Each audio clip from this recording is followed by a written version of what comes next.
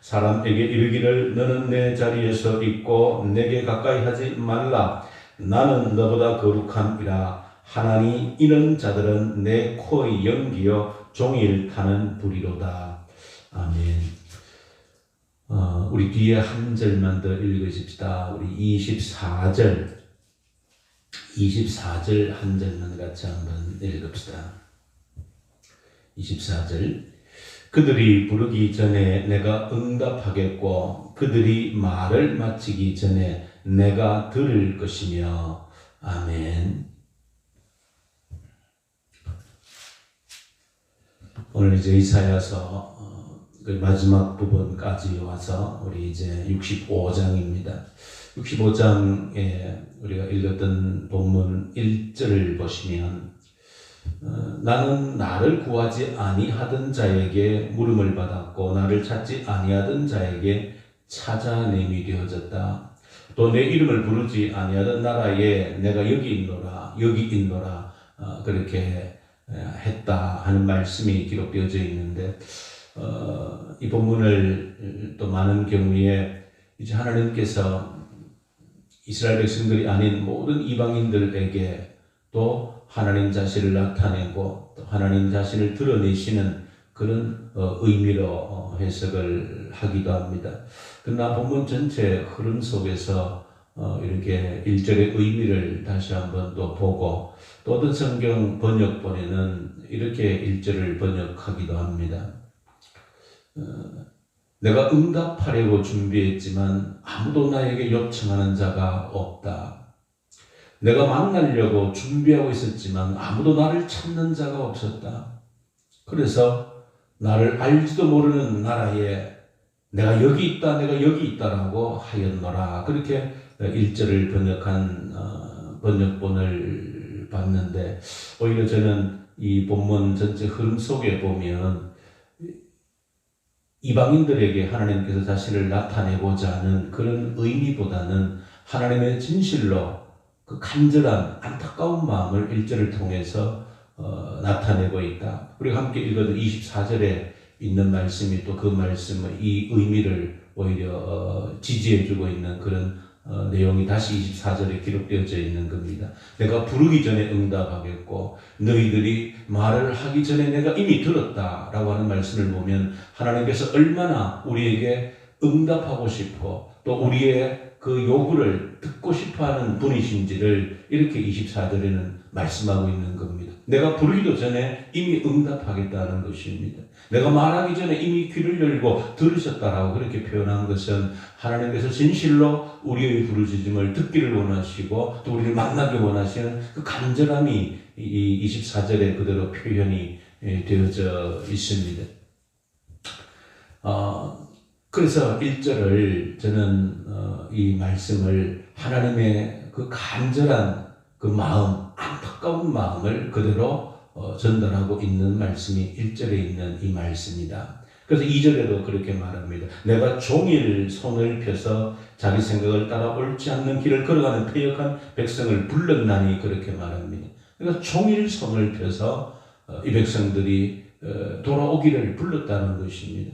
그래서 이 전체 흐름을 보면 그 하나님의 안타까운 간절한 마음, 우리 신약 성경에 따르면 탕자의 비유에서 그 집 나간 아들이 돌아오기를 간절히 기다리고 있는, 날마다 문 밖에서 아들이 돌아오기를 먼 발자취를 보면서 기다리고 있는 그 아버지의 모습이 오늘 이 구약 성경 이사야서에서도 자기 백성들을 향한 이 간절한 마음이 그대로 나타나 있다. 하루 종일 팔을 벌리고서 있었다.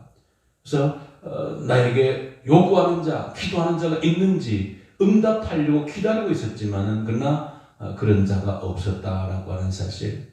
그리고 정말로 나를 찾는 자에게 만나 주기려고 기다리고 있었지만은 찾는 자가 없었다라고 하는 사실.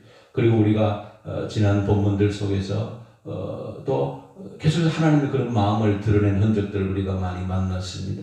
심판할 때에도 나 홀로 심판했다고 하나님 마음을 드러낸 적이 있습니다. 아무도 나와 함께하는 자가 없어서 나 홀로 이 심판을 진행했다라고 그렇게 말씀을 한 적이 있습니다. 이처럼 하나님께서는 그 자신의 간절한 마음, 함께하고 싶은, 또 우리에게 부르시면 응답하고 싶은, 찾으면 만나고 싶은 그런 간절함을 그대로 우리에게 드러내고 있다는 사실입니다.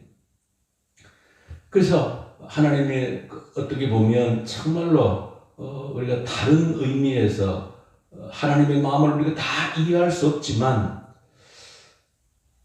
조금이라도 우리가 아버지 하나님의 마음을 이해하면서 이 1절 말씀을 보면 너무 그 마음이 애달가서 내 이름을 모르는 사람들에게 가서 내가 여기 있다, 내가 여기 있다라고 외치고 있는 그런 모습을 생각하면 정말로 가슴이 찡해지는 그런 분위기를, 느낌을 우리가 받게 되어집니다. 얼마나 우리를 만나고 싶어 하셨으면 자기 이름도 모르는 사람들 앞에 서서 내가 여기 있다, 내가 여기 있다라고 말씀하시는 그 모습을 여러분들이 한번 상상한다라고 하면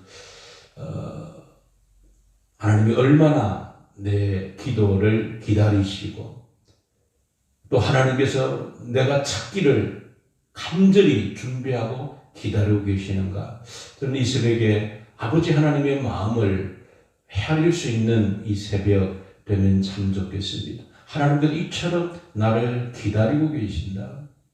내가 기도하기를 정말로 간절히 기다리고 계신다. 정말 내가 말하기도 전에, 기도 요청을 하기도 전에 물론 응답하고 싶은 하나님의 마음을, 내가 다 말하기도 전에 이미 다 들었다라고 말씀하시는 우리 하나님의 마음을 한번 헤아릴 수 있는 이 새벽 되면 참 좋겠습니다. 우리가 하루를 이 새벽에 시작해서 하루 24시간 또 하루를 마감하는 잠자리에 들기 전까지 한번 우리가 어제 지난 하루를 한번 돌이켜 보면 좋겠습니다. 그 하루를 지나면서 그 하루를 쭉 살면서 내가 하나님께 집중한, 하나님의 이름을 한번 불러본 그런 시간이 얼마나 되어졌던가. 내 매일 그 삶 순간순간에 하나님을 향해서 한번 고개를 들어본, 하나님을 향해서 한번 미소를 지어본 그런 순간, 그런 시간이 얼마나 있었는가 하는 그런 점검을 한번 해보기를 원합니다. 왜냐하면 하나님은 정말로 함께하고 싶고 만나고 싶은, 교제하고 싶은 그런 간절한 모습을 우리에게 이 말씀을 통해서 우리에게 전달해 주고 있기 때문에 그렇습니다. 오늘 한 가지 이사야서를 여러분들이 함께 보시면서 좀 읽어보시면 우리가 후반부에 보시면 내가 새 하늘과 새 땅을 창조하겠다라고 하는 그런 말씀의 내용들이 나옵니다. 그리고 또 마지막 25절에도 보면 이리와 어린 양이 함께 먹을 것이고 사자와 소가 함께 즙을 먹을 것이며 뱀이 흙을 양식으로 삼을 것이다. 나의 성산에서는 해함도 없고 상함도 없으리라. 이런 말씀이 기록되어져 있는데 이사야서에 여러 군데 반복되어져 있는 말씀, 온전한 주님의 나라, 하나님의 나라가 임했을 때에 어떤 일들이 일어날 것인가, 어떤 세상을 우리가 기다리고 살아야 될 것인가 하는 모습을 우리에게 보여주는 그런 내용들입니다. 하나님과 대화하고 하나님과 가까워지는 그런 모습이라고 하는 것은 이런 삶을 꿈꾸는, 또 이런 삶을 꿈꾸기 위해서 하나님과 얼마나 우리가 대화가 가까워져야 되고 깊어져야 되는가 하는 것을 보여주는 그런 측면이 있고, 또 한 가지는 여러분들이 이사야서가 여러 가지 우리에게 도전을 주는 말씀 내용도 많이 있지만 또 어렵고 힘들게 느껴지는 것은 시간적인 의미에서 현재와 과거와 미래, 그 미래는 우리 주님의 재림 때까지를 한 장의 그림 속에서 다 만나게 하시는 그런 모습을 보여줍니다.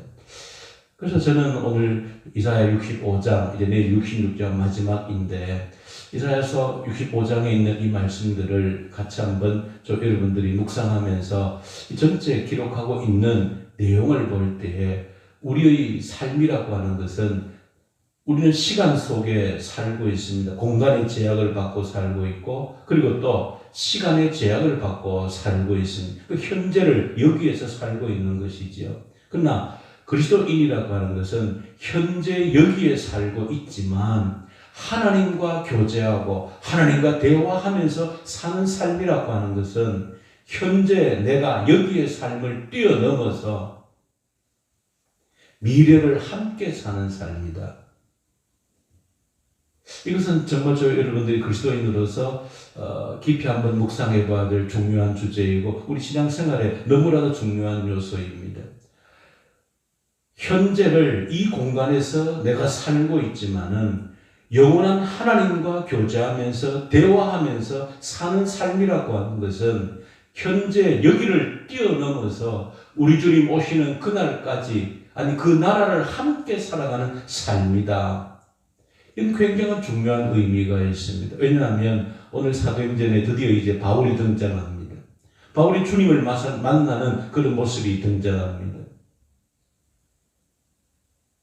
나의 일을 위해서 내가 바울을 불렀다라고 하는 이 바울의 소명, 바울이 주님을 다시 만나는, 예수를 만나는 그런 장면이 이제 사도행전 9장에 등장합니다. 그런데 바울 오늘 읽어보시면 주님을 만난 그날부터 바울의 새로운 삶의 시작이라고 하는 것은 고난의 연속입니다.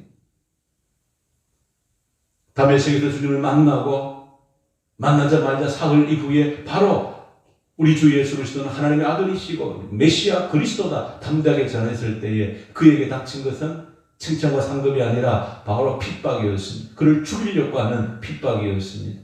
도망을 다녀야 되는 그런 고난의 삶이 주님을 만나고부터 그에게 시작되어졌고 그는 죽을 때까지 그 고난의 흔적을, 짐을 지고 살았던 사람인데, 근데 바울의 삶은 그 주님을 만난 그 삶부터 고난이 있는 것만 아니라 오늘 이사야서가 말씀하고 있는 것처럼 미래를 함께 살았던 삶이 바울의 삶입니다. 현재에 있는 고난만 그에게, 바울에게 함께 있었던 삶이 아니고 이후에 오늘 이사야서에 말씀하고 있는 것처럼 온전한 새하늘과 새 땅에서의 삶이 바울에게는 함께하고 있었다. 그래서 현재의 삶만을 바울이 산 것이 아니라고 하는 것을 바울이 여러 고백 가운데서 밝히고 있는 겁니다. 현재의 삶이 전부라면 나는 가장 불쌍한 사람이라 그렇게 고백했던 이유도 바로 여기에 있는 겁니다. 그래서 바울은 현재 여기를 살고 있지만 미래를 함께 사는 사람. 왜? 하나님과 끊임없이 교제하는 사람이었기 때문에. 하나님과 늘 동행하는 사람이었기 때문에 바울은 현재 여기를 살았지만 이후에 다가올 새하늘과 새 땅의 삶을 함께 살았던 삶이 바울의 삶이다 하는 사실입니다. 그래서 저희 여러분들 오늘 이사야서를 함께 묵상하시면서 하나님 이처럼 우리와 만나고 싶어 하시고 대화하고 싶어 하시고 응답하고 싶어 하시고 교제하고 싶어 하신 그 하나님을 향해서 응답할 수 있는 저 여러분들이 되어지면 그 영원하신 하나님과 교제하는 삶을 살게 되어지면 현재 여기를 살지만 미래에 그 주님의 나라를 여기에서 함께 살게 되어지는 삶을 살게 되어지는 것이다. 그래서 우리가 어떤 의미에서는 좀 어떻게 생각하면 저 여러분들이 24절에 있는 말씀 같은 경우에는 부르기 전에 응답하였고 또 내가 요청하기 전에 이미 들었다라고 하시는 그런 말씀을 생각하면 우리가 마음속에 아마 누구라도 마음속에 그런 생각이 들 수 있습니다. 아니 나는 이렇게 기도해도 어떨 때는 간절히 새벽마다 또 기도해도 도대체 응답이 되어지지 않는 것 같은데 근데 오늘 성경에서는 내가 부르기 전에도 응답하려고 하셨고 내가 찾기도 전에 만나려고 준비하고 다 계신다라고 이 말씀 생각하면 뭔가 좀 나는 좀 아직 응답을 너무 못 받고 있는데 하는 그런 아쉬움이 있는 분들이 많이 있는 줄로 압니다. 그러나 그래서 응답이 없는 것이 아니라